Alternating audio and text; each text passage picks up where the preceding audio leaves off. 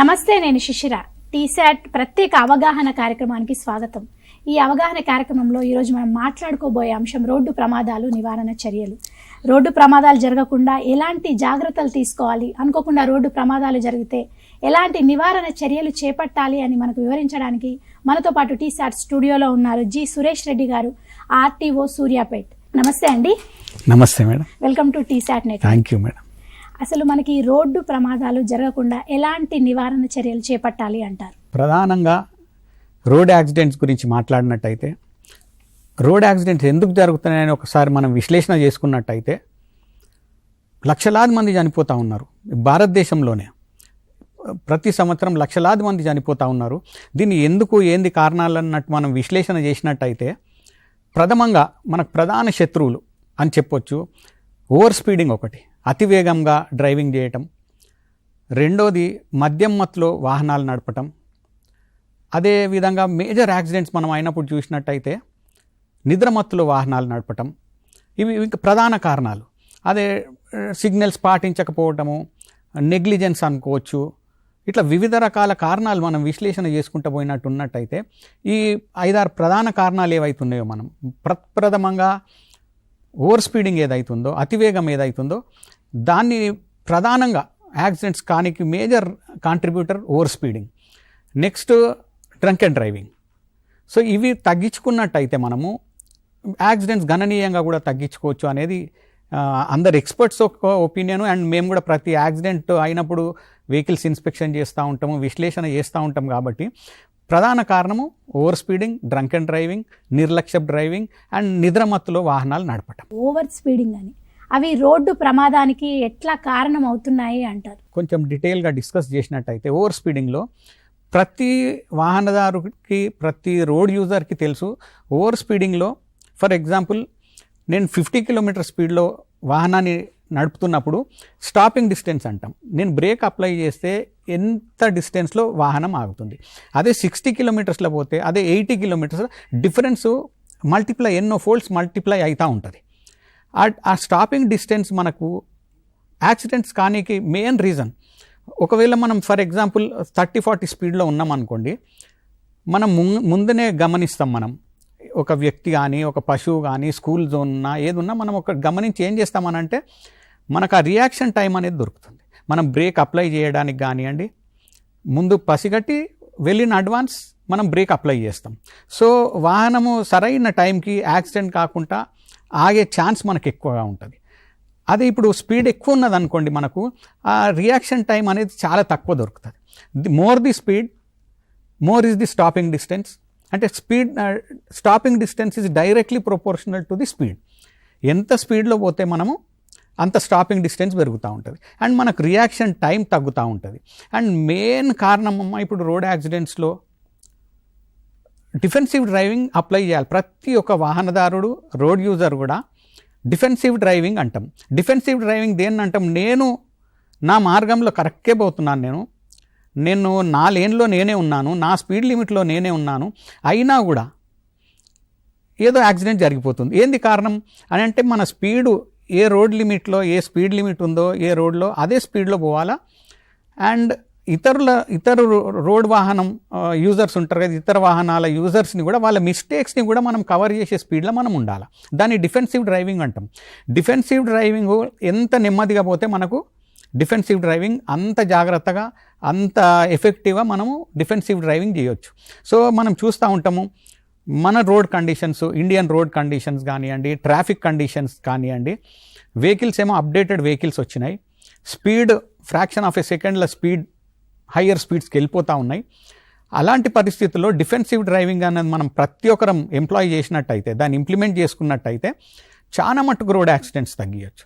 Other road యూజర్స్ని ఒకటే మనం guide చేసేది. ఇప్పుడు మేము రోడ్ సేఫ్టీ క్లాసెస్ చెప్పినప్పుడు కూడా ఏం సూచనలు ఇస్తాం వాళ్ళకి అని అంటే, ఇతరుల మిస్టేక్ను కవర్ చేసుకునే స్పీడ్లోనే నీ వాహనం నడిపించాలి. ఫర్ ఎగ్జాంపుల్ కోటిలో చెప్తాం ఎగ్జాంపుల్. కోటిలో నేను 20 స్పీడ్లోనే ఉన్నాను సార్ అంటాడు.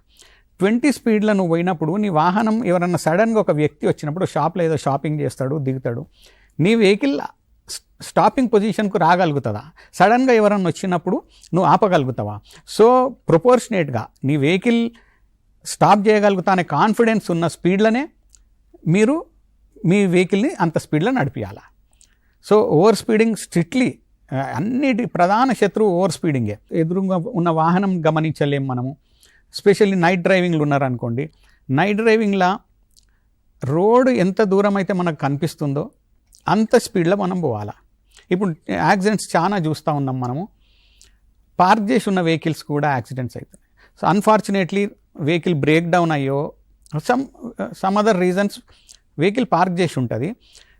మన స్పీడు ఎంత స్పీడ్లో ఉండాలని అంటే ఆ వెహికల్ని పసిగట్టగలగాలి. ఒకవేళ వెహికల్ని చూసినా కూడా నేను బండిని ఆపుకునగలుగుతా నేను అనే స్పీడ్లోనే ఉండాలి. So speed is the number 1 enemy. దయచేసి అందరూ స్పీడ్ లిమిట్స్ గవర్నమెంట్ అన్ని డిసైడ్ చేసి ఒక సైంటిఫిక్ రీజన్ పెట్టి ఏ రోడ్లో ఎంత స్పీడ్ ఉండాలి అనేది ఒక నిర్ధారణకు వచ్చిన తర్వాతనే స్పీడ్ లిమిట్లు ఫిక్స్ చేస్తారు. ఫర్ ఎగ్జాంపుల్ మనం ORRలో ఇప్పుడు రీసెంట్లీ 120 చేసినాను. 120 స్పీడ్ కూడా అలౌడ్ ఉన్నది కొన్ని జోన్స్లో. అక్కడ ఏంది, అది కంప్లీట్ రోడ్కి యాక్సెస్ ఉండదు, వేరే రోడ్ యూజర్స్కి యాక్సెసే ఉండదు మనకు ORRలో. అక్కడ 120 స్పీడ్ పోయి పెట్టినాము, 120 స్పీడ్ పోయినా కూడా మనకి ఒక 1 కిలోమీటర్ స్ట్రెచ్ మనకు క్లియర్ విజిబిలిటీ ఉంటుంది. సో సడన్గా ఏదన్నా వాహనం వచ్చినా అనుకోని యానిమల్ వచ్చినా ఎలాంటి ఆ రోడ్లకు రానికి అవకాశం లేదు. అనుకోని పరిస్థితులు వచ్చినా కూడా క్లియర్ విజిబిలిటీ ఉంటుంది కాబట్టి మనం వెహికల్ని స్టాప్ చేసుకోవచ్చు సేఫ్గా, యాక్సిడెంట్ కాకుండా. అదే మనము 80 కిలోమీటర్ స్పీడ్ లిమిట్ ఏదైతే పెట్టినారు ఇప్పుడు కొన్ని హైవేస్లో, దాంట్లో 100, 120 పోతా ఉన్నాయి వాహనాలు. మనకి ఇలాంటి పరిస్థితుల్లో ఎంత ఎక్స్పర్ట్ డ్రైవర్ ఉండని, ఎంత సీనియర్ డ్రైవర్ ఉన్నా కూడా ఆ రిఫ్లెక్సెస్ కానీ ఆ రియాక్షన్ టైం కానీ సరిపోదు. అక్కడ నైట్ టైంలో కానివ్వండి, లేకపోతే సడన్గా ఏదో అనుకోని పరిస్థితులు ఏదన్నా అనుకోని సంఘటన జరిగినా కూడా అది నివారించలేకపోతున్నారు. సో 100% స్పీడ్ను మన నియంత్రణలోనే ఉంచుకోవాలా. అది ఎంత స్లో ఉంటే అన్ని యాక్సిడెంట్స్ నివారించవచ్చు అనేది నా ఉద్దేశం. స్పీడ్ని కంట్రోల్ చేసుకుంటే వాహన ప్రమాదాలు నివారించవచ్చు అన్నారు. అయితే మద్యం సేవించి వాహనం నడిపితే ఎలాంటి ప్రమాదానికి దారితీసే అవకాశం ఉందండి, మన శ్రోతలకు వివరించండి. మద్యం సేవించి వాహనాలు నడపటం 100% నేరము, యాక్సెప్టబుల్ కాదు. అండ్ ఇప్పుడు ఈ మధ్యలో బాగా స్ట్రిక్ట్గా కూడా ఇంప్లిమెంట్ చేస్తూ ఉన్నారు. సిటీలో కూడా చూసినాము, అది ప్రూవెన్ ఆల్రెడీ. ఎప్పటి నుంచి అయితే డ్రంక్ అండ్ డ్రైవింగ్ స్ట్రిక్ట్గా ఇంప్లిమెంట్ అవుతూ ఉన్నదో యాక్సిడెంట్స్ తగ్గినాయి గణనీయంగా. సో ఇది ఎందుకు ఎఫెక్ట్? గవర్నమెంట్ ఎనీ పాలసీ ఒక డిసిషన్ తీసుకొని ఒకటి తెచ్చినారు అని అంటే after careful observations and studies అన్నీ చేసి ఇది ఇట్లుంటే బాగుంటుందన్న ఉద్దేశంతో దాన్ని ఇంప్లిమెంట్ చేసినారు. మీరు ఇప్పుడు జనరల్ ఈ రోడ్ మీద చెక్కింగ్లో చూస్తూ ఉంటాం, సార్ ఒక 30 ml తీసుకున్నాను సార్, ఒక 60 ml తీసుకున్నాను సార్, నేను పర్ఫెక్ట్ ఉన్నాను sir. No, 30 ml permitted limit ఉన్నది. 30 ml per 100 ml of blood అనేది ఒక ప్రిస్క్రైబ్డ్ నార్మ్, అంతవరకు మీ బాడీకి పర్మిట్ చేస్తుంది కాబట్టి ఎక్స్క్యూజబుల్ లిమిట్ అది. And that is also nobody advises. And అది కూడా తీసుకొని స్టీరింగ్ ముట్టుకోవద్దు. అండ్ మీరు నాకు ఏమవుతుంది, ఒకటి 30 ml 60 ml తీసుకున్న అన్నప్పుడు మన అందరికీ తెలుసు 30 ml మన బాడీ మీద ఏం ఇన్ఫ్లుయెన్స్ చేస్తుంది, 60 ml ఎంత ఇన్ఫ్లుయెన్స్ చేస్తుంది, మన నడకలనే మార్పు వచ్చేస్తుంటుంది. సో అలాంటప్పుడు డ్రైవింగ్లో ఎన్ని ప్రమాదాలకు, ఎంత నిర్లక్ష్యానికి దారితీసే అవకాశం ఉందో మనం ఊహించవచ్చు. సో 100% ఎలాంటి పరిస్థితిలో కూడా డ్రంక్ అండ్ డ్రైవింగ్ చేసే ప్రసక్తే లేదు. డ్రంక్ అండ్ డ్రైవింగ్లోనే మేజర్ యాక్సిడెంట్స్ అవుతున్నాయి, ఫ్యాటల్ యాక్సిడెంట్స్ అవుతూ ఉన్నాయి. సో దానికి గవర్నమెంట్ కూడా స్ట్రింజెంట్ పనిష్మెంట్స్ ఇంప్లిమెంట్ చేస్తూ ఉన్నారు, ఇంకా స్ట్రింజెంట్గా రాబోతూ ఉన్నది. స్పెషల్లీ అవన్నీ ఒకసారి మనం డ్రంక్ అండ్ డ్రైవింగ్లో ఇన్వాల్వ్ అయినాము అని అంటే స్పెషల్లీ యూత్కి కోర్ట్ కేసులు అనివ్వండి, పోలీస్ స్టేషన్ చుట్టూ అనివ్వండి, ఆర్టీఓ ఆఫీస్ చుట్టూ అనివ్వండి, అండ్ మన పాస్పోర్ట్ కూడా ఒకసారి లింక్ అవుతున్నప్పుడు మన ఫ్యూచర్ స్టడీస్కి కానివ్వండి, మన ఫ్యూచర్కే ఇబ్బంది అవుతుంది. సో అది 100% అవాయిడ్ చేయగలిగిన కండిషన్ అది. డ్రంక్ అండ్ డ్రైవింగ్ అనేది చేయాల్సిన ఎలాంటి పరిస్థితుల్లో కూడా అవసరం లేదు కాబట్టి, డ్రంక్ అండ్ డ్రైవింగ్ మేజర్ యాక్సిడెంట్స్కు లీడ్ చేస్తున్నది కాబట్టి, డ్రంక్ అండ్ డ్రైవింగ్ చేసినప్పుడు మనము ఇతరులకు ప్రమాదం కలగజేస్తున్నాం కాబట్టి డ్రంక్ అండ్ డ్రైవింగ్ ఎలాంటి పరిస్థితుల్లో కూడా చేయొద్దని మీ ద్వారా నేను ప్రజలందరికీ, రోడ్ యూజర్స్ అందరికీ కూడా విన్నపం చేస్తాం. అంటే ఇప్పుడు మనం చూస్తుంటాం రోడ్డు మీద వెళ్తుంటే చాలామంది ట్రాఫిక్ రూల్స్ పాటించకుండా అలా వెళ్ళిపోతూ ఉంటారు స్పీడ్గా. అయితే ఈ ట్రాఫిక్ రూల్స్ ఎంతవరకు సహాయపడతాయంటారు? లెర్నింగ్ లైసెన్స్ స్టేజ్లోనే మేము లెర్నింగ్ లైసెన్స్ ఇష్యూ చేసేటప్పుడే మినిమం ప్రిస్క్రైబ్డ్ మార్క్స్ వస్తే కానీ వాళ్ళు లర్నింగ్ టెస్ట్ పాస్ గారు. ఆ లర్నింగ్ టెస్ట్ వచ్చిన తర్వాత డ్రైవింగ్ టెస్ట్ అప్పుడు కూడా మీరు ఇప్పుడు మనం అనుకుందాం సిగ్నల్స్ చాలామంది అంటుంటారు కూడా, సార్ నేను 10 years నుంచి నడిపిస్తున్నాను సార్, సిగ్నల్ ఏం అవసరము అనేది. నేను సింపుల్ లాజిక్ చెప్తాను. నేను యాక్సిడెంట్ అనేది ఫ్రాక్షన్ ఆఫ్ ఎ సెకండ్లో జరుగుతుంది. ఇది మనం జగమెరిగిన సత్యం, ప్రతి ఒక్కరు కూడా agri. Fraction of 1/100th of a second accident జరిగిపోతుంది రెప్పపాటి కాలంలో. సో ఫర్ ఎగ్జాంపుల్ నేను ఒక స్కూల్ జోన్ అనే బోర్డు డిస్ప్లే చేసి ఉంటుంది. స్కూల్ జోన్ అనే ఆ జోన్ అర్థమైన వ్యక్తి కానీ, అదేవిధంగా నారో బ్రిడ్జ్ అహెడ్ అనేది ఉంటుంది, అదేవిధంగా నారో రోడ్ అహెడ్ అనేది ఉంటుంది. ఈ సిగ్నల్స్ అర్థమైన వ్యక్తి ఏం చేస్తాడు, యాక్సిలరేటర్ మీద నుంచి కాలు తీసేసి బ్రేక్ మీద రెడీగా ఉంటాడు. ఎందుకంటే ముంగల పిల్లలు వచ్చే అవకాశం ఉంది, స్కూల్ పిల్లలు కానివ్వండి, బ్రిడ్జ్ నేరో ఉన్నది కానివ్వండి, లేకపోతే రోడ్ నేరో ఉన్నది కాదా అని ఆయనకు అవగాహన ఉంటుంది. కాబట్టి ఆయన ఏం చేస్తాడు, యాక్సిలరేటర్ మీదకి వెళ్ళి కాలు తీసేసి బ్రేక్ మీద రెడీ ఉంటాడు. యాక్సిడెంట్ మనం ఎంతసేపట్లో జరుగుతుంది అనుకున్నాము, ఫ్రాక్షన్ ఆఫ్ ఎ సెకండ్ అనుకున్నాం, 1/100th of a second. So ఈయన యాక్సిలరేటర్ మీదకి వెళ్ళి కాలు తీసి బ్రేక్ మీద పెట్టే టైం ఎన్ని, ఒక అట్లీస్ట్ ఒక 1 second తీసుకుని ఫర్ ఎగ్జాంపుల్ మనం 1/100th of a second ఉండనియండి. అండ్ మోర్ ఓవర్ ఇంకో అడ్వాంటేజ్ ఏంది, యాక్సిలరేటర్ మీద నుంచి ఒక్కసారి తీసేసినారు అని అంటే మొత్తం స్పీడ్ స్లో డౌన్ అయిపోతుంది. Almost it is as good as applying a brake. Accelerator మనం వదిలేసినాము అని అంటే స్లో డౌన్ స్టార్ట్ అవుతుంది. మనం ఆల్రెడీ బ్రేక్ మీద ఉంటాం కాబట్టి అనుకోని పరిస్థితుల్లో స్కూల్ చిల్డ్రన్ కానివ్వండి, రోడ్ నేరో ఉండనివ్వండి, ఇతరత్ర కారణాలు ఏదన్నా ఉన్నా కూడా మనం వెహికల్ను ఇమీడియట్గా స్టాప్ చేసుకోవచ్చు.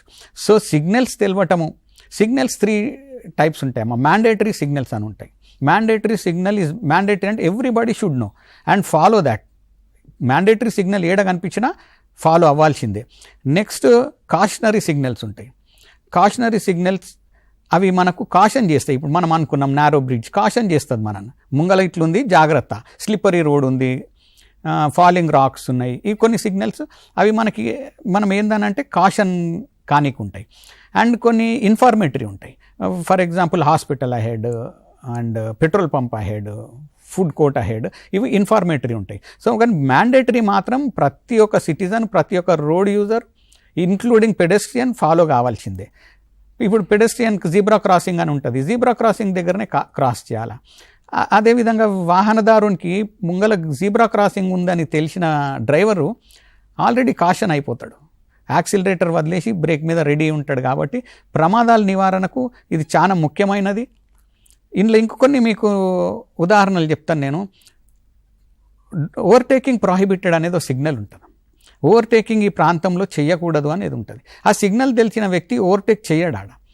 ఎందుకు ఓవర్టేక్ చేయొద్దు ఆడ అంటారు, ఆ ప్రదేశంలో అంటే రోడ్ నేరో ఉండటం కావచ్చు, లేకపోతే మూలమలుపు ఉండటం కావచ్చు, road bend, hair pin bend ఉండి ఉండొచ్చు. సో ఈ కారణాల వల్ల వాళ్ళు డు నాట్ ఓవర్టేక్ అనేది అదే సిగ్నల్ను డిస్ప్లే చేస్తారో ఆ సిగ్నల్ తెలిసిన వ్యక్తి అక్కడ ఓవర్టేక్ చేయడు. ఓవర్టేక్ చేయనప్పుడు యాక్సిడెంట్ జరిగే ప్రమాదం ఉండదు. సో ప్రతి సిగ్నల్ను మనం తెలుసుకోవటము, పాటించటం చాలా ముఖ్యం. సిగ్నల్ని ఎప్పుడు కూడా నెగ్లెక్ట్ చేయొద్దు. సిగ్నల్స్ ఉన్నాయి రోడ్ యూజర్స్ కోసము, ప్రతి ఒక్క సిగ్నల్ను తప్పకుండా పాటించాలి, including red signal. Red signal jumping కూడా వెరీ ఫ్రీక్వెంట్గా మనం చూస్తూ ఉంటాము. అది ఎంత డేంజరస్ అనేది ఒక్కసారి మనం ఆలోచన చేసుకున్నట్టయితే ప్రశాంతంగా కూర్చొని మ్యాటర్ ఆఫ్ ఎ సెకండ్ మనము టైం సేవ్ చేయడానికి మనం ట్రై చేస్తూ ఉంటాము. సిగ్నల్ను 200% పాటించాల్సిందే. ఇతరులకు కూడా మనం ఇబ్బంది కలగజేయొద్దు. సో ప్రతి ఒక్క సిగ్నల్ మీరు చూసుకొని, అది పెద్ద పని కాదు. ఈ సిగ్నల్స్ అనేటివి ఇల్లిటరేట్స్ కోసం ఉన్నాయి. ఇవి మనం యాక్ట్ ఫామ్ అయినప్పటి నుంచి చదువురాని వాళ్ళ కోసం కూడా ఉండాలనేది సిగ్నల్స్ ఉన్నాయి. కాబట్టి ఈ సిగ్నల్ ప్రతి ఒక్కరు తెలుసుకొని అవగాహనతో ఉంటేనే ప్రమాదాలు నివారించవచ్చు అని నా అభిప్రాయం. అరే మీరు ఇందాక ట్రాఫిక్ రూల్స్ గురించి చెప్పారు. అంటే ట్రాఫిక్ రూల్స్ పాటించినా కొన్నిసార్లు ప్రమాదాలు జరుగుతూనే ఉన్నాయి, చాలా చూస్తున్నాం మనం. అయితే ఈ ప్రమాదాలు ఎక్కువగా ఏ వయసు ఉన్న వారిలో జరుగుతున్నాయంటారు? దానికి ఎలాంటి వాహనాలు కారణమవుతున్నాయంటారు? ప్రమాదాలు ఎక్కువ జరుగుతున్న వయసు అని మనం స్టాటిస్టిక్స్ తీసుకున్నప్పుడు 25 to 35 years వాళ్ళు ఎక్కువ ఉంటున్నారు. Youth specially. బాధాకరమైన విషయం ఏంటంటే యూత్ ఆల్రెడీ అన్ని updated vehicles, higher version of vehicles వచ్చినాయి. స్పీడింగ్ ఇమీడియట్ పికప్ వచ్చేస్తుంది vehicle. So over speeding is main reason, ప్రధాన కారణం. ఇంతకుముందు మనం డిస్కస్ చేసుకున్నట్టు ఓవర్ స్పీడింగే ప్రధాన కారణం. యూత్, అది మనం అన్ని రోడ్ మీద కూడా డిస్ప్లే బోర్డ్స్ చూస్తుంటాం, స్పీడ్ థ్రిల్స్ బట్ కిల్స్. ఒక ఫ్రాక్షన్ యూత్ అందరితోటి కూడా ఈ ఏజ్ గ్రూప్ వాళ్ళ మనం భారతదేశం ప్రౌడ్గా చెప్పుకునే విషయం ఏంటంటే below the age group of 30-35 ఇన్ని ల్యాక్స్ ఉన్నారు. మనం వన్ ఆఫ్ ది ఏమంటారు యూత్ పాపులేషన్ విషయంలో వీఆర్ ది రిచెస్ట్ అనేది ప్రౌడ్గా చెప్పుకుంటాం. అదే యూత్ అవసరం లేని కారణం చేత వేరే ఇతరాతర కారణాలు ఏదన్నా ఉన్నా ఏదనిపించేది యాక్సిడెంట్లో ఎంత ఘోరమైన పరిస్థితి అని అంటే చేతికొచ్చిన పిల్లలు ఉంటారు 25-30 years, పేరెంట్స్ వెయిట్ చేస్తూ ఉంటారు only because of your negligence and over speeding మేము ఎప్పుడు మాకు టెస్ట్కి వచ్చిన వాళ్ళకు కూడా చెప్తూ ఉంటాం మేడం. వాహనంని స్పీడ్ నడిపితే నీ గొప్పతనం ఏముంది దాంట్లో? యాక్సిలరేటర్ జస్ట్ యూ ప్రెస్, ఒక సింగిల్ ఫింగర్ తోటి ప్రెస్ చేస్తే ఎంతో స్పీడ్ పికప్ చేసుకుంటాం. What is your greatness in that? జనాలు చెప్తా ఉంటారు విజయవాడ 2 hours మా డ్రైవర్ తీసుకుపోతాడు. We always discourage. Vijayawada driver 3 గంటలనే తీసుకుపోయిండో లేకపోతే హ్యాబిట్స్ నుంచి కోటికి 10 నిమిషాలు వచ్చిండో అనేది గొప్పతనం కాదండి. ఎప్పుడు కూడా నా డ్రైవర్ 20 ఏళ్ళ నుంచి ఒక సింగిల్ స్క్రాచ్ కూడా పెట్టలేడు వాహనంకి, సింగిల్ యాక్సిడెంట్ చేయలేడు అని చెప్పండి, అది గొప్పతనం మనం విడదీద్దాం. కానీ నా డ్రైవర్ విజయవాడ 3 గంటలు తీసుకుపోతాడు, ఢిల్లీకి 15 గంటల్లో పోయి వచ్చేస్తున్నాడు అనొద్దు. కానీ అది that is we should never encourage that. And మన పిల్లలను కూడా మనం తెలుసో తెలియకనో స్పీడ్ నడిపేవారనండి. నేను అంటాను మీరు ఒక 100 meters పరిగెత్తండి, మీరు 9 secondsలో పరిగెత్తుతావా 10 seconds, show your talent there. ఈ వెహికల్లో ఈ వాహనంలో what is your greatness in driving that speed? Simple. చిన్న పిల్లగాడిని దానికి ఒక ఫిజికల్ బాడీ బిల్డర్ అవసరం లేదు, ఎవరు అవసరం లేదు, ప్రెస్ చేసినామంటే వెహికల్ 100 speedకి వెళ్ళిపోతుంది. సో నెవర్, యూత్కి specially never at higher speeds. మీ గొప్పతనం ఏం లేదు స్పీడ్ నడిపిస్తే. ఎంత స్పీడ్ నడిపితే you are disobeying law, you are disobeying a citizen అయిపోతారు మీరు. అండ్ అనుకోని కారణాల వల్ల ఏది ప్రమాదం జరిగినా కూడా, మీకు జరిగినా ఇతర రోడ్ యూజర్స్కు జరిగినా కూడా మీ లైఫ్ కూడా స్పాయిల్ అవుతుంది. యాక్సిడెంట్ అనేది ఒక విషయం ప్రపంచంలో ఎలాంటిది అని అంటే ఇద్దరికీ కూడా, యాక్సిడెంట్ చేసిన వ్యక్తి అండ్ యాక్సిడెంట్కు గురైన వ్యక్తి ఇద్దరు కూడా ఈక్వల్లీ సఫర్ అవుతారండి. ఇద్దరు కూడా ఈక్వల్లీ అంటున్నాను కదా, ఎందుకంటే చనిపోయిన అతను చనిపోతాడు. అనుకోని పరిస్థితుల్లో యాక్సిడెంట్ చేసిన వ్యక్తి కూడా ఎన్ని కేసెస్ ఉంటాయి, ఎన్ని మీరు తిరుగుతూ ఉండాలా, దానికి మీ లైఫ్ ఏంది, వేరే యాక్టివిటీస్ అన్నీ క్లోజ్ అవుతాయి. కోర్టుకి పోవాలా, మీ లైసెన్స్ ప్రొడ్యూస్ చేయాలా, లైసెన్స్ సస్పెండ్ అయిపోతుంది, ఇతరాతర లింక్స్ ఏర్పడతాయి మీకు దాంతో. సో మీ క్యారియర్లో ఒక రిమార్క్ అయిపోతుంది. And so never ever road మీద ఇప్పుడు యూత్ని చూస్తూ ఉన్నాం, మనకు న్యూస్లో కూడా కనిపిస్తూ ఉంది, రేసింగ్ చేస్తూ ఉన్నారండి. Road is not for racing. F1 రేసో దానికి సపరేట్ రోడ్స్ ఉంటాయి. మీకు అంత క్రేజ్ ఉన్నది అని అనుకుంటే యూ గో దేర్. ఈ రోడ్స్ అదర్ రోడ్ యూజర్స్ వాడతారు కాబట్టి ఎలాంటి పరిస్థితుల్లో కూడా మీరు permitted road speed limits maintain చేయండి, అట్లాగే నడిపియండి. అండ్ యూత్కి మరీ మీ ద్వారా మేడం మరొకసారి కూడా విజ్ఞప్తి, మీరు వెహికల్ స్పీడ్ నడిపినా, రూల్స్ను డిసోబే చేసినా కూడా that brings disrepute to your parents, to the society and other road users.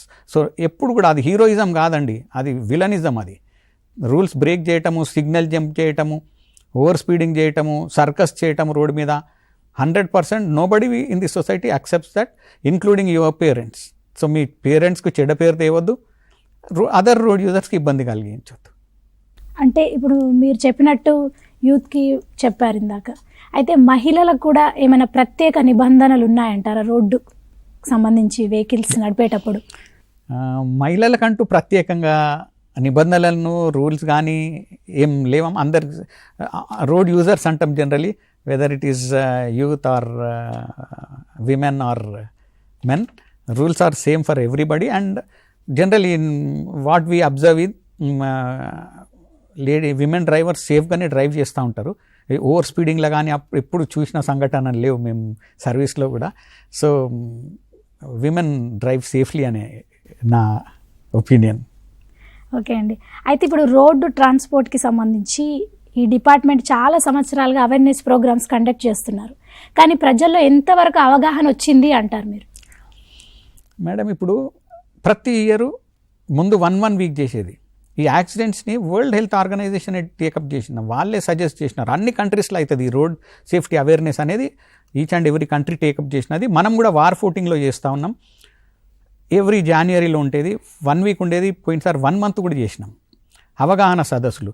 And ఒక సాడ్ పార్ట్ ఏంటంటే మేడం, ఇక్కడ ఎవ్రీబడి నోస్, మేము ఎన్ని అవగాహన సదస్సులలో కూడా చెప్తాము, హెల్మెట్ ధరించి వాహనం నడిపించాలని తెలుసు, సీట్ బెల్ట్ పెట్టుకొని వాహనం నడిపించాలని తెలుసు, డ్రంక్ అండ్ డ్రైవింగ్ చేయొద్దని తెలుసు, ఓవర్ స్పీడింగ్ చేయొద్దని తెలుసు. So each and every rule every road user తెలిసినా కూడా నెగ్లెక్ట్ చేస్తూ ఉన్నారు. సో దాన్ని మళ్ళొకసారి మీకు తెలియక కాదు బాబు, ఇది మీకు దాని ఇంపార్టెన్స్ మళ్ళొకసారి స్ట్రెస్ చేస్తామనే ఉద్దేశంలో ప్రతి సంవత్సరం ఇవి కండక్ట్ చేస్తూ ఉన్నాం. ఇప్పుడు కూడా మా చాలా మటు కొన్ని ఆఫీసెస్లో వచ్చిన వాళ్ళకి అవగాహనలు చెప్తూ ఉంటాం. డ్రైవింగ్కి వచ్చిన వాళ్ళు ఫ్రెష్ లైక్ బాబు ఇవి చేయొద్దు, ఈ సూచనలు ఇవి పాటించండి.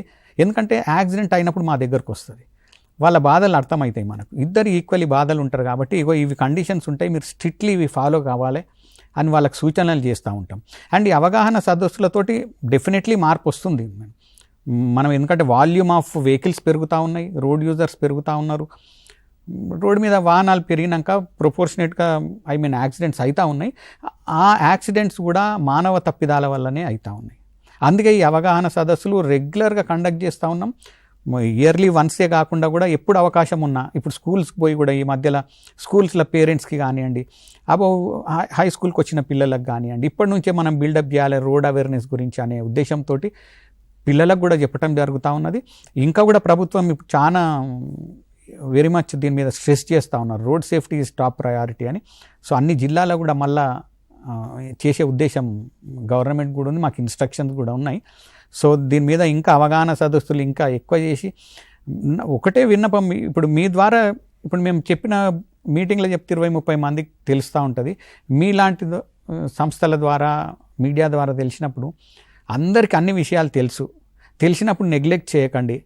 ఒక చిన్న నెగ్లిజెన్స్ కారణంగా ఒక నిండు ప్రాణం పోతుంది అన్నప్పుడు మనకి ఎంత బాధ అవుతుంది అనేది ఒకసారి ఆలోచన చేసుకోవాల్సిందిగా కొడుతున్నాను. ఏ రూల్ బ్రేక్ చేసినా, ఎలాంటి నిబంధనలను బ్రేక్ చేసినా కూడా దానికి ఏం లీడ్ చేస్తుంది. మనం మా అవగాహన సదస్సులో కూడా చెప్తూ ఉంటాం మేడం, ఒక ఎస్ఎస్సి ఎగ్జామ్ ఫెయిల్ అవుతాడు, పర్లేదు సప్లిమెంటరీ రాసుకుంటాడు, పర్లేదు ఫెయిల్ అయితే నెక్స్ట్ ఇయర్ రాసుకుంటాడు, దానికి ఇబ్బంది లేదు.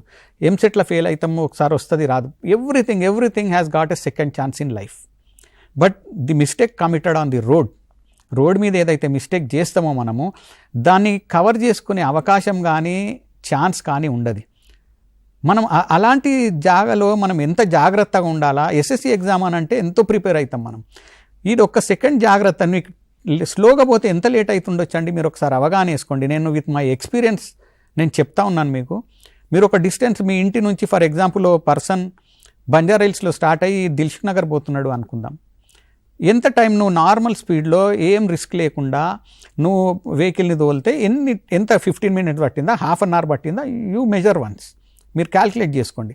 తర్వాత ర్యాష్గా స్పీడ్గా నడిపి చూడండి, ఎంత డిఫరెన్స్ వచ్చిందో మీరు మెజర్ చేసుకోండి. 4-5 minutes మ్యాక్స్. నేను ఎందుకంటే నేను విత్ మై ఎక్స్పీరియన్స్ నేను స్టడీ చేసి నేను చూసి చెప్తా ఉన్నాను. లాంగర్ డిస్టెన్స్ ఉన్నది, విజయవాడ పోతున్నారు, స్పీడ్ నడిపిన అతన్ని కనుక్కోండి, మీరు స్లోగా పోయిన అతనికి అనుకోండి, హార్డ్లీ 30 minutes 20 minutes ఉంటుంది. How does it matter 20-30 minutes? At what cost మనం ఆ స్పీడ్లో పోతూ ఉన్నాం. సో అందరు కూడా దాన్ని 100% మీరు నెగ్లిజెంట్ ఉండొద్దు. అండ్ మనకు కరెక్షన్ చేసుకునే అవకాశం లేని దగ్గర మనం మిస్టేక్ చేసే ఛాన్సే లేదు. మిస్టేక్ చేయొద్దు. అంటే మీరు ఇందాక అన్ని చాలా కారణాలు చెప్పారు, రీజన్స్ చెప్పారు. అయితే మనం చూస్తుంటాం కదా, రోడ్డు మీద వెళ్తున్నప్పుడు ఫోన్ మాట్లాడుతూ ఉంటారు, డ్రైవింగ్లో సడన్గా వెహికల్ ఆపేస్తూ ఉంటారు ఫోన్ వచ్చిందని చెప్పి. అంటే ఇలాంటి మొబైల్ మాట్లాడుతూ వెహికల్ నడిపే వాళ్ళకి మీరు ఇచ్చే సలహాలు ఏంటి? ఏమైనా కండిషన్స్ వచ్చాయా వాళ్ళ కోసం కొత్తగా? ఇది ఫస్ట్ నుంచి మొబైల్ డ్రైవింగ్ ఈజ్ బ్యాన్. దానికి ఫైన్స్ ఉన్నాయి, ఇంప్లిమెంట్ చేస్తూ ఉన్నాం, నెంబర్ ఆఫ్ కేసెస్ కూడా బుక్ చేస్తూ ఉన్నాము. సో సింపుల్, ఇప్పుడు ఫ్రీక్వెంట్గా చేసే అఫెన్స్ ఇది. One of the road users చేసే అఫెన్స్లో మొబైల్ డ్రైవింగ్, సీట్ బెల్ట్ లేకుండా ఉండటము అండ్ మొబైల్ మాట్లాడుతూ నడపడం వెరీ ఫ్రీక్వెంట్గా చూస్తూ ఉంటాం. దాన్ని చాలా సింపుల్గా తీసుకుంటా ఉన్నారు. దానికి మనం కేసెస్ రాస్తూ ఉన్నాం, ఫైన్స్ వేస్తూ ఉన్నాం. అయినా కూడా మార్పు అనుకోదగ్గ స్థాయిలో లేదనే చెప్పుకోవచ్చు. ఎందుకంటే ఈ మొబైల్ ఫోన్స్, కార్ నడుపుతూ కానీ 2-wheeler నడుపుతూ వీళ్ళంతా ఎడ్యుకేటెడే. వీళ్ళకి మనం ప్రతిసారి చెప్పాల్సిన అవసరం కూడా ఉంటుందని నేను అనుకోను. ప్రతి ఒక్కరికి తెలిసిన విషయము సెల్ ఫోన్ డ్రైవింగ్ ఎంత డిస్ట్రాక్షన్ మీకు. ఫర్ ఎగ్జాంపుల్ 2-wheeler బెండ్ అయిపోయి నడిపిస్తూ ఉంటాడు, ఒక సైడ్ విజనే కట్ అయిపోయి ఉంటుంది మనకు. ఒక ఫోన్ మనం హోల్డ్ చేసి డ్రైవ్ చేస్తుంటే ఒక సైడ్ విజన్ ఇటు సైడ్ కానీ వన్ సైడ్ విజన్ కట్ అయిపోతుంది టోటల్ మనకు. అటుకెళ్ళి వచ్చే వాహనం కానివ్వండి, పశువులు కానివ్వండి, ఎవరన్నా పాదచారులు వచ్చినా కూడా మనం గమనించలేము. కాబట్టి 100% సెల్ ఫోన్ డ్రైవింగ్ చేయొద్దు. చిన్నగా అనిపిస్తుండొచ్చు మీకు చేసినప్పుడు, ఏదైనా మిస్టేక్ అయ్యి దాంతో అనుకోరాని సంఘటన ఏదైనా జరిగినప్పుడు దాని వెనుకుండే బాధలు అప్పుడు తెలుస్తుంది మనకి. సో దయచేసి సెల్ ఫోన్ డ్రైవింగ్ చిన్నది మిస్టేక్ కాదండి, అది చెయ్యవద్దు మీరు. సెల్ ఫోన్ డ్రైవింగ్ అనేది బాగా డిస్ట్రాక్షన్. టెక్స్టింగ్ కూడా చేస్తుంటారు ఈ మధ్యలో కొందరు, ఇంకా అందులో ఎక్స్పర్ట్ టెక్స్టింగ్ చేస్తుంటారు. How far you can, I mean మిమ్మల్ని మీరు సంజాయిషి చెప్పుకోగలుగుతారు. అదర్ చెప్పాలి కదా, మనం సొసైటీలో ఉన్నాము, అదర్ రోడ్ యూజర్స్కి ఇబ్బంది కలగజేస్తాము. ఎవరన్నా అడిగితే మనము చెప్పుకోలేని పరిస్థితి. టెక్స్టింగ్ చేస్తూ ఉంటాం. ఫోన్ మాట్లాడటమే తప్పు. అండ్ ఫోన్ రాగానే చాలామంది, ఇప్పుడు మన డ్రైవర్ అబ్జర్వ్ చేస్తుంటాను, ఫోన్ రాగానే చూస్తారు. యాక్సిడెంట్ కానీ మనం ఇంతకుముందే అనుకున్నాం 1/100th second are less than that accident అవుతుంది. మీరు ఇట్లా వంగి ఫోన్ ఏం కాల్ వచ్చిందని చూసే లోపల ప్రమాదం జరుగుతుంది. మనం కొందరు వీఐపీలు అయ్యి కూడా చూసినాం, ఏదో వాటర్ బాటిల్ తీసుకొని బెండ్ అయ్యో, లేకపోతే ఫోన్ లిఫ్ట్ చేయో, ఫోన్ యాక్సిడెంట్స్ మనం పేపర్లలో కూడా చూస్తున్నాం. ఎందుకంటే 80-90 స్పీడ్లో మనము ఇది ఇనఫ్ 1 సెకండ్ మనం ఫోన్ని చూసినామంటే that is more than enough accident కానివ్వండి. సో ఏముంది, మేము చెప్తాను డ్రైవర్స్కి కూడా, ఫోన్ వచ్చింది కంటిన్యూస్ 2 కాళ్ళు వస్తే మన అర్జెన్సీ ఉండింటుంది, ఇంటికెళ్ళి వస్తుంటుంది, ఎవరు అర్జెంట్ నెసెసిటీ ఉండింటుంది. కాబట్టి మీరు పక్కకు ఆపుకొని 10 నిమిషాలు మాట్లాడే, ఎవరు దానికి బ్యాన్ లేదు కదా. మీరు రోడ్ దించుకోండి, జాగ్రత్తగా పార్క్ చేసుకొని మాట్లాడండి. బట్ నెవర్ ఆన్ స్టీరింగ్ మీద ఉన్నప్పుడు కానీ, 2 వీలర్ నడుపుతున్నప్పుడు కానీ, 2 వీలర్ కూడా మనం చాలా అబ్జర్వ్ చేస్తూ ఉంటాం, సైడ్కి పెట్టుకొని మాట్లాడుతూ ఉంటారు. Very dangerous. మీరు మొబైల్ పెట్టుకొని మాట్లాడుతూ ఉంటారు. పక్కకు ఆపుకోండి, మీరు ఆపుకొని మాట్లాడండి, దానికి నిషేధం లేదు కదా. సో ఎప్పుడు చేయకండి దయచేసి, నో సెల్ ఫోన్ డ్రైవింగ్. ఇప్పుడు మనకి వెహికల్స్కి సంబంధించి మీరు మాట్లాడుతున్నారు కాబట్టి, ఇప్పుడు ఈ స్టేట్లో మనం వెహికల్ రిజిస్ట్రేషన్ చేయించుకుంటాం, మళ్ళీ వాళ్ళు వేరే స్టేట్లో వెహికల్ డ్రైవింగ్ చేయాల్సి ఉంటే ఎలాంటి రూల్స్ పాటించాల్సి ఉంటుంది? ట్యాక్సెస్ ఏమైనా ఉంటాయా వాళ్ళకి సపరేట్గా? ఇప్పుడు అదర్ స్టేట్ వెహికల్స్ అంటాం. ఫర్ ఎగ్జాంపుల్ కర్ణాటక వెహికల్ ఉంది, ఢిల్లీ వెహికల్ ఉంది.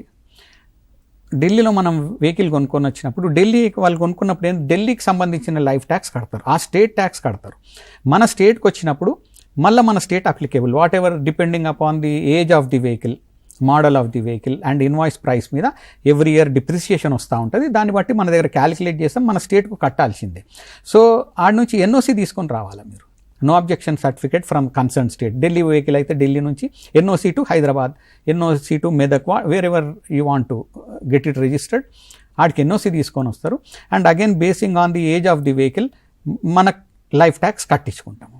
సేమ్ థింగ్ మన వెహికల్ అటుపోయినా కూడా ఏమంటారు అంటే, ఇప్పుడు ఫ్రీ ఒక ఫర్ ఎగ్జాంపుల్ కర్ణాటక కానీ మహారాష్ట్ర వెహికల్ కానీ మీకు ఒక వచ్చిపోతుంది అనుకోండి, టూరిజం పర్పస్ వచ్చినారు, 15 days కోసమో 1 week కోసం వచ్చినాడు, so you need not pay. Continuous ఈడనే రోడ్, ఆంధ్ర తెలంగాణ రోడ్స్ వాడుతూ ఉన్నాను, సో ఈడనే ఉంటాను నేను అనుకున్నప్పుడు వెహికల్కి ఎన్ఓసి తీసుకొని రావాలా.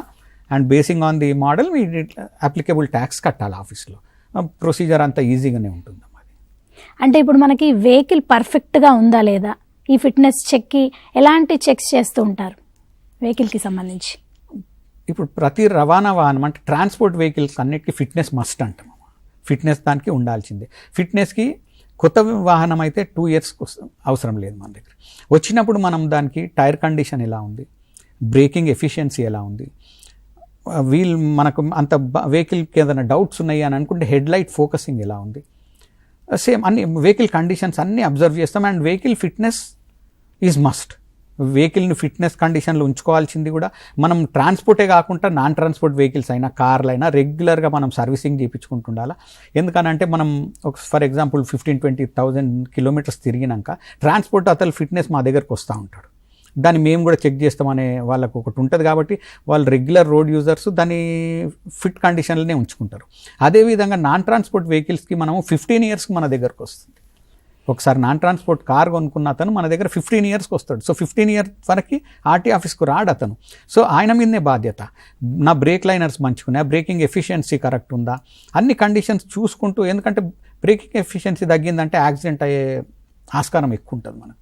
సో బ్రేక్ని అదర్ పారామీటర్స్ అన్నీ రెగ్యులర్గా చెక్ చేసుకుంటూ ఉండటం అడ్వైజబుల్. అయితే రెగ్యులర్ సర్వీసింగ్ కూడా మనకి ఈ మధ్య అన్ని అప్డేటెడ్ వెహికల్స్ అన్ని వాళ్ళే ఫోన్ చేస్తూ ఉంటారు మనకు షోరూమ్ అతనే, మీరు డ్యూ డేట్ ఉందండి అని అంటారు. సో ఇన్ టైంలో ఆయిల్ చేంజెస్ ఇవన్నీ వాళ్ళ సూచన ప్రకారం చేసుకుంటే వాహనం బాగుంటుంది. అండ్ ట్రాన్స్పోర్ట్ వాహనాలకు కూడా స్పెషల్గా మేము చెక్ చేస్తూ ఉంటాం కాబట్టి అవి రెగ్యులర్గా బాగానే ఉంటాయి, ఫిట్ ఉంటాయి. అంటే వెహికల్ కొన్న తర్వాత ఎన్ని రోజులకి మనకు రిజిస్ట్రేషన్ చేయించాల్సి ఉంటుంది, అంటే ఎట్లాంటి నిబంధనలు పాటించాల్సి ఉంటుంది అంటారు? ఇప్పుడు వెహికల్ కొనగానే మనకు టెంపరరీ రిజిస్ట్రేషన్ సర్టిఫికేట్ ఇస్తారు. దాని వ్యాలిడిటీ 30 days. సో 30 days లోపల మనం రిజిస్ట్రేషన్ చేసుకోవాలి. ఈ టీఆర్ అనే దానికి ఎక్స్టెన్షన్ ఉండదు మేడం. టీఆర్కి 30 days, దాని తర్వాత ఎక్స్టెన్షన్ ఇయర్ కాబట్టి 30 days లోపల చేయించుకోవాలి. ఆ 30 days లోపల కూడా మనకి ఏంటంటే సేమ్ నెక్స్ట్ డేనో మర్నాడో వీలు కాదు కాబట్టి మనకు 30 days లిమిట్ ఇచ్చినారు. యాజ్ ఎర్లీ యాజ్ పాసిబుల్ మనం వాహనం రోడ్డు మీద తిరుగుతూ ఉన్నాము అని అనుకున్నప్పుడు మీకు ఉన్న ఆ 30 days లోపల యాజ్ ఎర్లీ యాజ్ పాసిబుల్ వచ్చి రిజిస్ట్రేషన్ చేసుకోవటమే అడ్వైజబుల్. అంటే రోడ్డు ప్రమాదాలకు సంబంధించి ఎలాంటి నివారణ చర్యలు చేపట్టాల్సి ఉంటుందని అంటారు మీరు ప్రత్యేకంగా? ఇప్పుడు ప్రభుత్వం తరఫున ఆల్ డిపార్ట్మెంట్స్ కూడా తగిన చర్యలు అన్ని కంటిన్యూస్ ఎఫర్ట్స్ నడుస్తూనే ఉన్నాయమ్మ. ఇప్పుడు మళ్ళీ కొత్తగా అంటూ ఏది, ఇప్పుడు డ్రంక్ అండ్ డ్రైవింగ్ అన్నాము, ఓవర్ స్పీడింగ్కు స్పీడ్ గన్స్ పెట్టి చెక్ చేయటము, ఏవైతే ప్రధానంగా మనం ఇంతవరకు మనం అనుకున్నామో కారణాలు, అవన్నిటిని కంట్రోల్ చేయడానికి ప్రభుత్వం తరఫున ఆల్రెడీ ఇంప్లిమెంటేషన్ స్టార్ట్ అయిపోయింది. ఎఫెక్టివ్గానే చేస్తూ ఉన్నారు. అన్ని కేసెస్, నంబర్ ఆఫ్ కేసెస్ ఉంటాయి మనకు బుక్ అయినాయి, నంబర్ ఆఫ్ కేసెస్. ఇవన్నిటి మీద ఏదైతే మెయిన్ ఇప్పుడు సెల్ ఫోన్ డ్రైవింగ్ అనుకున్నాము, వితౌట్ సీట్ బెల్ట్ అనుకున్నాము, సిగ్నల్ జంపింగ్, ఇవన్నిటి మీద implementation already started long back, నడుస్తూనే ఉన్నాయి అవన్నీ. అంటే ఇప్పుడు మనకి వెహికల్ మీరు ఇందాక అన్నారు స్పీడ్ కంట్రోల్ చేసుకోవాలి, స్పీడ్ కంట్రోల్ చేసుకోవడం వల్ల ప్రమాదాలు తగ్గుతాయి, అంటే దానికంటూ ఒక స్పీడ్ లిమిట్ అనేది ఒకటి ఉందంటారా, లేకపోతే? ఉంది కదమ్మా. ప్రతి రోడ్కి ఇప్పుడు నేను ఇంతకుముందు చెప్పినాను మీకు, ఓఆర్ఆర్లో 120 పెట్టినాం, కొన్ని వెహికల్స్కి 80 పెట్టినారు, హెవీ వెహికల్స్కి 80 అని ఉంటుంది, మార్క్ చేసి ఉంటుంది రోడ్లో. ఇప్పుడు మన కార్స్ అండ్ ప్రైవేట్ 120 ఉంది, కొన్ని రోడ్స్లో 80 km స్పీడ్లు. అండ్ అది డిస్ప్లే కూడా ఉంటుంది మనకు, ఏ రోడ్లో ఎంత స్పీడ్ అనేది మనకు డిస్ప్లే కూడా కనిపిస్తూ ఉంటుంది. మధ్య రెగ్యులర్ ఇంటర్వెల్స్లో ఈడ 80 స్పీడే ఉండాలా, ఈడ 100 ఉండాలా, లేకపోతే ఈడ 60 ఉండాలా. కొన్ని మనకు మున్సిపాలిటీస్ టౌన్స్ వచ్చినాయి అనుకోండి 40 కూడా తగ్గ, కొన్ని దగ్గర 20 అని, అన్నిటి దగ్గర డిస్ప్లే ఉంటుంది. మనం ఒక స్పీడ్లో పోయినామని అంటే దాన్ని అబ్జర్వ్ చేయగలుగుతాం. మనం ఎంత స్పీడ్లో పోతున్నామని అంటే అక్కడ స్పీడ్ లిమిట్ బోర్డు ఉందా లేదా కూడా గమనించే పరిస్థితులు లేనంత స్పీడ్లో పోతున్నాం మనం. చాలా ప్లేసెస్లో, most of the places speed ఏ రోడ్లో ఎంత స్పీడ్ ఉండాలి అనేది డిస్ప్లే ఉంటుంది. దానికి అనుగుణంగానే మనం డ్రైవ్ చేస్తే సేఫ్ ఉంటుంది మనకు. అంటే అనుకోకుండా అలా స్పీడ్గా వెళ్ళినప్పుడు వాళ్ళకి ఎవరికైనా ప్రమాదం జరిగినప్పుడు వాళ్ళు ఎలాంటి చర్యలు తీసుకోవాల్సి ఉంటుందంటారు? వాళ్ళు ఎవరికి కాల్ చేస్తే కరెక్ట్గా ఉంటుందంటారు? ఇంపార్టెంట్. ఇప్పుడు అనుకోని సంఘటనలో యాక్సిడెంట్ జరిగింది, మన వాహనం దాంట్లో ఇన్వాల్వ్ అయి ఉండకపోవచ్చు, అయినా కూడా మన బాధ్యతగా మనం వెహికల్ని లెఫ్ట్ సైడ్లో మొత్తం పార్క్ చేసుకొని ఇమీడియట్గా, మనం ఇద్దరం ఉన్నాం అనుకోండి, ఇమీడియట్ ఒక 108కు కాల్ చేయటము. ఫస్ట్ ఎయిడ్ మనతోటి ఎంతవరకు సాధ్యమవుతుందో అంతవరకు వాళ్ళకి, అందులో యాక్సిడెంట్లో ఇన్వాల్వ్ అయిన వ్యక్తులకు కానివ్వండి వాళ్ళకి మనం సహాయం చేయటం స్టార్ట్ చేస్తూ ఇమ్మీడియట్గా 108కు కాల్ చేయాలి. అండ్ 108 సర్వీసెస్ కూడా ఇంత క్విక్ అంటే మనకు హార్డ్లీ ఒక 5 minutesలో వచ్చేస్తూ ఉంటుంది. సో మనం ఫస్ట్ ఎయిడ్ మనం వాళ్ళకు ఇస్తూనే 108కు కాల్ చేసి, అండ్ నెక్స్ట్ ఫేజ్లో మనం అవసరం అనుకుంటే పోలీస్కు కానివ్వండి వీళ్ళకి ఇన్ఫర్మేషన్ ఇస్తూ ఉంటాం. ప్రాసెస్ అది కదా. అంటే వాళ్ళు ఇమీడియట్గా కాల్ చేయాలంటారా, లేకపోతే మనకి ఇప్పుడు చాలా మందికి ఎవరికి కాల్ చేయాలో ఏందో ఆ టైంలో తెలియదు, సడన్గా 108కి కాల్ చేసేయాలంటారు. 108 కాల్ చేయాలి. అండ్ మన ఫస్ట్ ఎయిడ్ మనతో అయిన కాడికి మనం ఎంత చేయగలిగితే మనకున్న ఎక్స్పర్టైజ్ బట్టి చేస్తే బాగుంటుంది. అంటే మనకి హైవేస్ మీద జరుగుతుంటాయి కదా రోడ్డు ప్రమాదాలు, దానికి ఎట్లా చర్యలు తీసుకోవాల్సి ఉంటుందంటారు? సేమ్ ఇప్పుడు మనం అనుకున్నట్టే 108కు ఇన్ఫామ్ చేస్తాము, నియరెస్ట్ పోలీస్ స్టేషన్కి ఇన్ఫామ్ చేస్తారు, అండ్ మనతో అయినది ఫస్ట్ ఎయిడ్ స్టార్ట్ చేసేస్తాం వాళ్ళకి. అంటే మనం ఇందాక చెప్పుకున్నట్టు మీరు రోడ్డు ప్రమాదాలు అనేక కారణాల వల్ల రోడ్డు ప్రమాదాలు జరుగుతున్నాయని చెప్పారు. అయితే ఇప్పుడు చాలామంది డ్రైవింగ్ లైసెన్స్ లేకుండా వాహనాలు నడుపుతున్నారు రోడ్డు మీద, మనం చూస్తున్నాం. చాలాసార్లు చాలా వెహికల్స్ ఆపడం జరుగుతుంది పోలీసులు. అయితే ఇలా డ్రైవింగ్ లైసెన్స్ తీసుకోకుండా ఉన్న వాళ్ళకి మీరు ఎలాంటి జాగ్రత్తలు చెప్తారు? డ్రైవింగ్ లైసెన్స్ అనేది మ్యాండేటరీ అండి. డ్రైవింగ్ లైసెన్స్ లేకుండా నడిపించినాము అని అంటే ఫస్ట్ ఆఫ్ ఆల్ మనమే తప్పులో ఉంటాం. ఏదన్నా సంఘటన జరిగినప్పుడు నాకు లైసెన్స్ లేదు కాబట్టి I'm at fault. So driving licence లేకుండా నడిపియవద్దు 100%. దాంట్లో ఇఫ్స్ అండ్ బట్సే లేవింగా. డ్రైవింగ్ లైసెన్స్ లేదు, no driving without licence. So ఇప్పుడు డ్రైవింగ్ లైసెన్స్ తీసుకోవాలంటే కూడా ఎంత ఈజీగా అయింది ప్రాసెస్ అంతా అంటే, ఇప్పుడు లెర్నింగ్ లైసెన్స్ ఫస్ట్ స్టేజ్లో లెర్నర్స్ లైసెన్స్ తీయాలా. లెర్నర్స్ లైసెన్స్ తీసుకోవాలని అన్నప్పుడు మీకు age limit 18 years and above, and without gear licence below 50cc అనేదానికి మనం 16 and above అంటాం. 16 to 18 years లోపల ఉన్నతనైతే without gear license, that is below 50cc అనేది ఒక కండిషన్.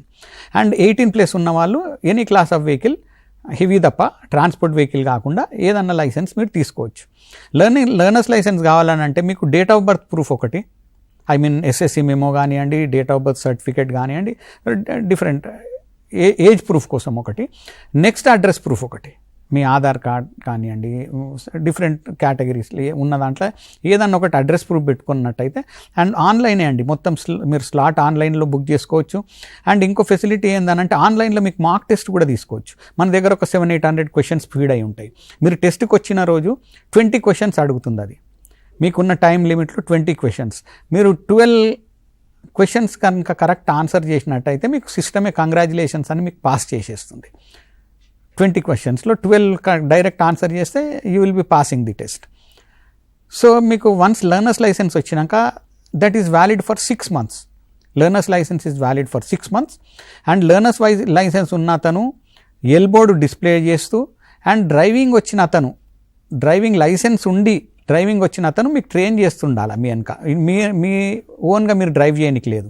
ఎల్బోర్డు డిస్ప్లే చేస్తూ మీతో పాటు డ్రైవింగ్ వచ్చిన వ్యక్తి, లైసెన్స్ ఉన్న వ్యక్తి ఉంటే మీరు నడిపించడానికి ఎలిజిబుల్.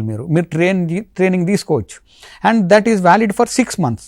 ఈ లెర్నర్స్ లైసెన్స్ వ్యాలిడ్ పీరియడ్లో మీరు ఆ 6 months లోపల, after completion of 1 month, learners licence తీసుకున్న డేట్ నుంచి 1 month తర్వాత 6 months లోపల మీరు ఎప్పుడన్నా టెస్ట్కి వచ్చి, అది కూడా ఆన్లైన్లోనే స్లాట్ బుక్ చేసుకోవాలి, your convenient time and date, fees కూడా ఆన్లైన్లోనే టోటల్ పేమెంట్. టెస్ట్కు మీరు ఎనీ ట్రాక్స్ ఉన్నాయి. ఇప్పుడు ఫర్ ఎగ్జాంపుల్ సిటీలో తీసుకున్నట్టే మనకు మీ నియరెస్ట్ లొకేషన్లో మీరు మీ స్పాట్ సెలెక్ట్ చేసుకోవచ్చు, టైం సెలెక్ట్ చేసుకోవచ్చు, వచ్చి టెస్ట్ చేయాల్సి ఉంటుంది మీకు. సో అప్పుడు మీకు లైసెన్స్ ఫుల్ ఫ్లెడ్జ్డ్ డ్రైవర్ అయిపోతారు మీరు, లైసెన్స్ మీకు వచ్చేస్తుంది. ఈ జాగ్రత్తగా వెహికల్ నడుపుతూ జాగ్రత్తగా ఇల్లు చేరుకోవడానికి మీరు ఇచ్చే సలహాలు ఏంటి మన వాహనదారులకి? సో నా ఫైనల్ విశ్లేషణ with my experience in the department and accident inspection చేసినాక, ఏ యాక్సిడెంట్ కూడా డ్రైవింగ్ రాకనో అవుతుంది అని నాకు అనిపించలేదు. ఓవర్ స్పీడింగ్ ఎవరు పోతున్నారు అని అంటే, పర్ఫెక్ట్ డ్రైవర్, నాకు డ్రైవింగ్ వచ్చేసేసింది, ఇంకా నాకు స్టీరింగ్ మీద 100% కంట్రోల్ ఉంది, నా లెక్క నడిపే వీరుడు శూరుడు లేడు అనుకున్న అతనే ఓవర్ స్పీడింగ్ చేస్తూ ఉన్నాడు. ఓవర్ స్పీడింగ్లో మేజర్ యాక్సిడెంట్స్ అవుతున్నాయి. Drunk and driving, over confidence, no learner. మనం అబ్జర్వ్ చేసినట్టయితే కొత్త లర్నర్ని చూడండి, లైసెన్స్ వచ్చింది తీసుకుంటున్నాడు అని అంటే చాలా జాగ్రత్తగా నడిపిస్తాడు, చాలా జాగ్రత్తలు పాటిస్తాడు, స్లోగా నడిపిస్తాడు.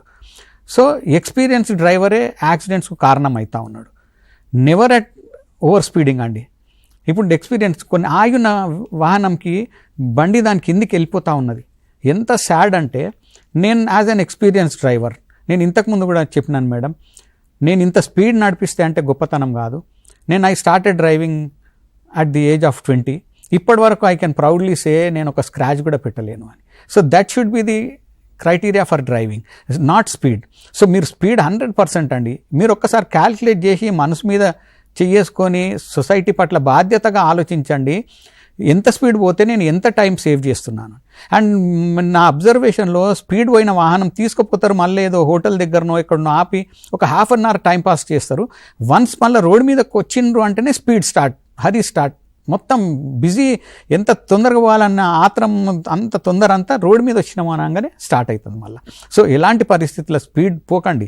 స్పీడ్ పోయినాక మనం యాక్సిడెంట్ ఎందుకైంది అన్నప్పుడు మా దగ్గరకు వచ్చిన వాళ్ళు ఎంత బాధపడతారు అని అంటే, మేము కూడా చెప్తాం, ఆయన ఏదో చిన్న మిస్టేక్ చేసిన 2-wheeler అతను ఉండనియండి, పాదచారుడు ఉండనియండి, రోడ్ క్రాస్ చేస్తున్నాడు, మీరు ఏం శిక్ష చేసినారు సార్ అతనికి అని అడుగుతాం. మిస్టేక్ చేసినాడు, ఓకే ఒప్పుకుంటాను, హీఈస్ అట్ ఫాల్ట్, తప్పు చేసిండు, కానీ ఆయనకు మీరు ఏం శిక్ష చేసినారు? మరణ శిక్ష చేసినారు.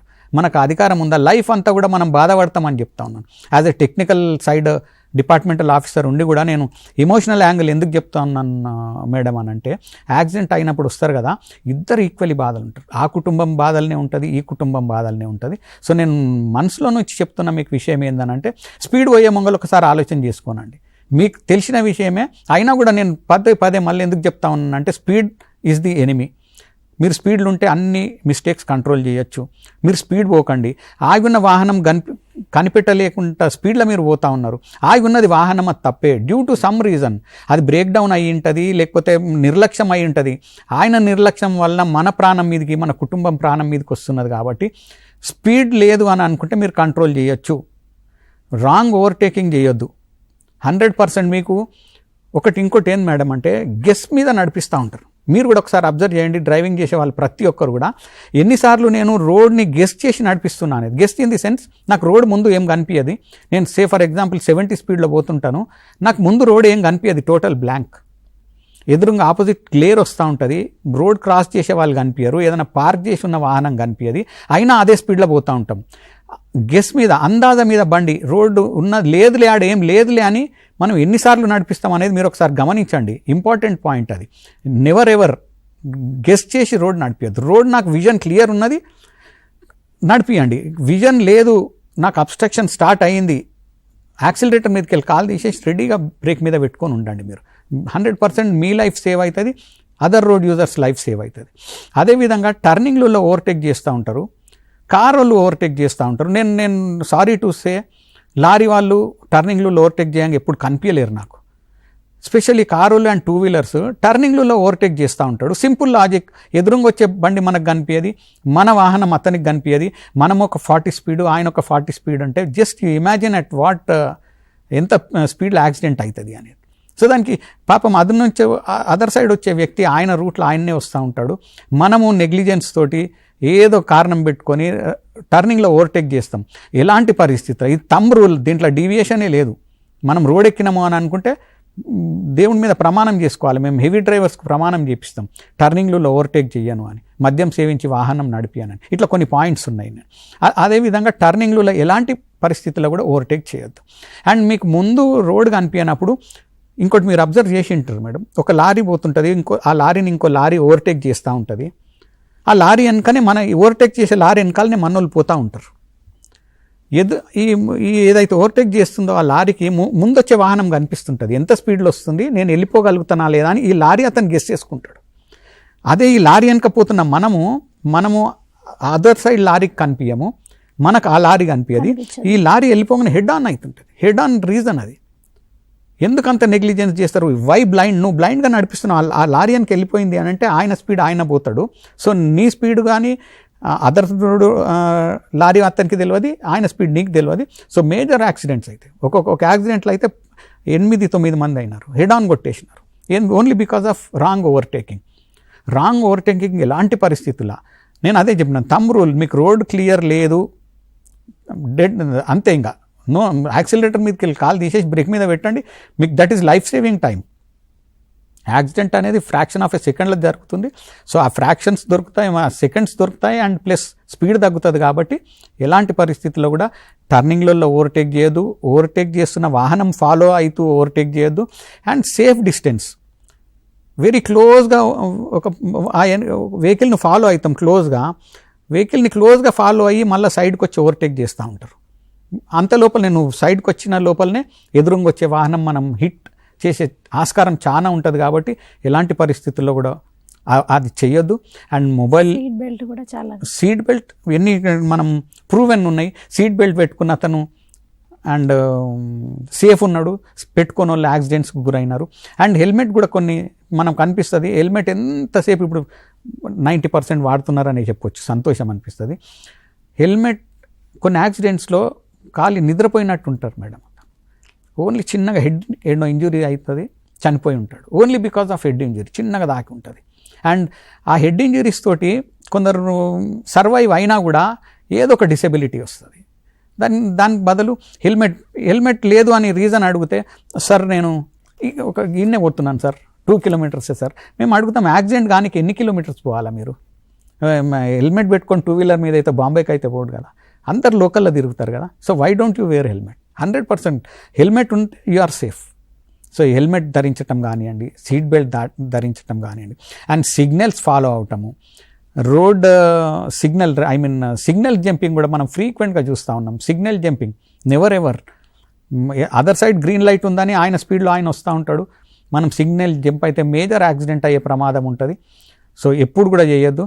అండ్ దయచేసి మీ మీడియా మన టీసాట్ ద్వారా మేడం ఎలాంటి పరిస్థితుల్లో అండి మీరు ఒక్కసారి దయచేసి ఆలోచించి ఇన్ని యాక్సిడెంట్స్ కారణమవుతున్నాయి. మనం చూసినాము మధ్యలో మనము ఈ 2-3 ఇయర్స్ ఈ కరోనా నుంచి ఎంత సఫర్ అయినాము, ఎన్ని డెత్స్ అయినాయి. బట్ ఎవ్రీ ఇయర్ అన్ని డెత్స్ అవుతూ ఉన్నాయి మనకు. దీని గురించి మనం నెగ్లిజెంట్ ఉంటా ఉన్నాం. దాన్ని ఎంత ప్రికాషన్ తీసుకున్నాం మనం. ఇది తెలిసి ఇట్లా చేస్తే నాకు యాక్సిడెంట్ అవుతుంది, ఈ విధంగా నిర్లక్ష్యం వహిస్తే యాక్సిడెంట్ అవుతుంది అని తెలిసినా కూడా మనం ఏదైతే చేస్తూ ఉన్నామో కొన్నిసార్లు మనకు ప్రమాదం జరుగుతూ ఉంది, కొన్నిసార్లు వేరే రోడ్ యూజర్స్కు ప్రమాదం జరుగుతూ ఉన్నది. ఎవరు ఏది చేసినా కూడా మనం లైఫ్లో మనకు ఒక పెద్ద రిమార్క్ అది మనకు దాన్ని కరెక్షన్ చేసుకోలేము, మనము వాళ్ళకి ఆ పనిష్మెంట్ ఇవ్వలేము. సో ఎవరు కూడా మనకు లైఫ్లో అంతా రిపెంట్ అయ్యే పని ఏది కూడా చేయం మనం.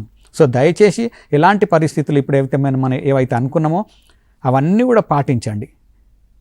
సమాజానికి కానీ మన కంట్రీకి కానీ హెల్ప్ చేసిన వాళ్ళం అవుతాం మనం. ఎంత రెవెన్యూ లాస్ అవుతుంది, ఎంత ప్రాపర్టీ లాస్ అవుతుంది, ఎంత ప్రాణ నష్టం జరుగుతుంది, అంగవైకల్యం ఎంతమందికి అవుతుంది, లక్షల మంది. సో ఇవన్నీ మనం నివారించవచ్చు. ఇందులో ఏది కూడా మనకు సాధ్యం కాదు, మనతోటి కాదు అనేది ఏది కూడా లేదు. కాబట్టి అన్నీ మనకు సాధ్యమే. కాబట్టి దయచేసి అందరూ కూడా పాటించాలని మీ ద్వారా మనవి చేస్తా ఉన్నాం. రోడ్డు ప్రమాదాలు జరగకుండా ఎలాంటి నివారణ చర్యలు చేపట్టాలి అంటే మనకు హెల్మెట్ ధరించడం కానీ, మద్యం సేవించి వాహనం నడపకుండా ఉండడం, మళ్ళీ మొబైల్ వాడకం అది చాలా ప్రమాదకరం అని చెప్పారు. ఓవర్ స్పీడ్ చాలా బాగా చెప్పారండి. అందరూ ఆ వాహనదారులందరూ తప్పక పాటించి మీరు సేఫ్గా ఇంటికి చేరుకోవాలని మనస్ఫూర్తిగా కోరుకుంటున్నాం. థ్యాంక్ యూ సో మచ్ అండి, బాగా వివరించారు. తిరిగి మరో ప్రోగ్రాంలో మళ్ళీ కలుద్దాం. అంతవరకు చూస్తూనే ఉండండి TSAT.